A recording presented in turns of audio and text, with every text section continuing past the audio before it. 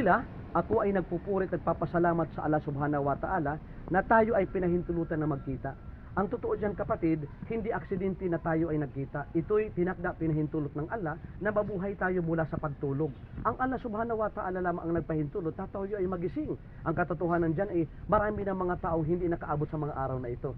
Sapagkat sinabi ng Allah, kullu nafsin dha'iqatul maut. Lahat ng may buhay makakatikim, makakaranas ng kamatayan. Inna lillahi wa inna ilaihi raji'un. Ang Allah ang namamahala sa atin, ang Panginoon ang tagapaglikha. Ang Diyos, siya ang namamahala sa atin. At sa Kanya tayo ay magsisipagbalikan. Wa inna illa rabbina lamunqalibun. Talagang-talaga sa Panginoon tayo ay magbabalik. Nga pala, nais kong ibahagi sa iyo kapatid, ang pangalang Allah. Ang Allah ito ay pansariling pangalan ng lumikha. Siya ang lumikha ng kalangitan, kalupaan, nagbigay buhay sa atin, babawi ng buhay. Siya ang tanging hukom at hari sa araw ng paghuhukom. Ang Allah, siya po ang nagsugo sa lahat ng mga propeta dito sa mundo upang sabihin ng mga propeta, ng mga disipulo, ng mga sahaba na la ilaha ilahuwa, iisa lamang ang dapat pagkukulan ng pagsamba. La ilaha illallah, walang ibang Diyos maliban sa Allah. Ngayon, kapatid, nais kong ibahagi sa iyo, kung may nakikita kang mga iba't ibang relihiyon, sikta, denominasyon, tama po yan, na mayroon kang makikita, maririnig. Pero nais kong ibahagi sa iyo, na iisa lamang ang aprobado at perpektong relihiyong binigay ng Diyos sa sangkatauhan, ang Islam. Ang Islam ay hinango sa salitang salam na ang ibig sabihin ay kapayapaan. Total submission and obedience to the will of God, Allah. Al-yawma akmaltu lakum dinakum wa atmamtu alaykum ni'mati wa raditu lakumul Islam madina. This day I have perfected your religion for you, completed my favor upon you, and have chosen Islam as your religion. Sa mga araw na ito, nilubos ng Diyos ng Allah ang kanyang paglingap sa atin. Ibinigay sa atin ang Islam bilang relihiyon sa sangkatauhan. Sinabi muli ng Allah subhanahu wa ta'ala, wa may yabtaghi ghayra al-islami dinan falani yuqbala minhu wa huwa fil akhirati minal khasirin.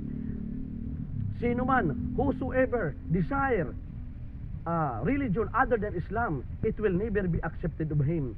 And in the hereafter, he will be one of the loser. Sino mang magnais ng ibang relihiyon maliban sa Islam, ay hindi tatanggapin mula sa kanya. At sa kabilang buhay, siya ay kabilang sa mga talunan o mga nawalan. Narinig mo naman ang pangalang Muhammad, ano po?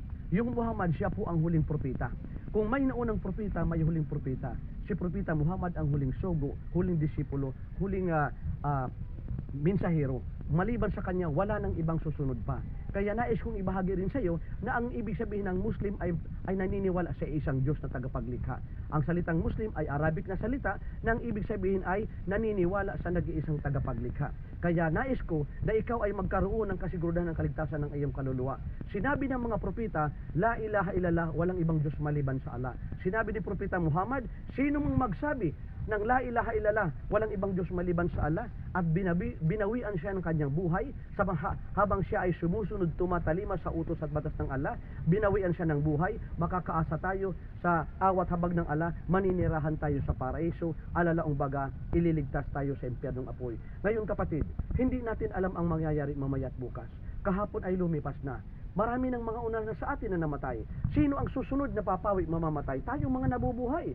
Pero okupahan natin ang mga panahon na ito sapagkat hindi natin alam ang mangyayari mamaya at bukas. Kaya nais ko ikaw ay maging kapanalig ng mga propeta, maging kapanalig ng mga sahaba, ng mga disipulo, mga taong naniniwala sa nag-iisang tagapaglikha. Ano ang gagawin natin? Kung anong ginawa ng mga propeta gawin natin. Kung anong sinabi ng mga propeta sabihin natin. Silang lahat sumaksi, naniwala na walang ibang Diyos maliban sa Allah. Sinabi nila, ashhadu an la ilaha illallah wa ashhadu anna Muhammadan abduhu wa rasuluh.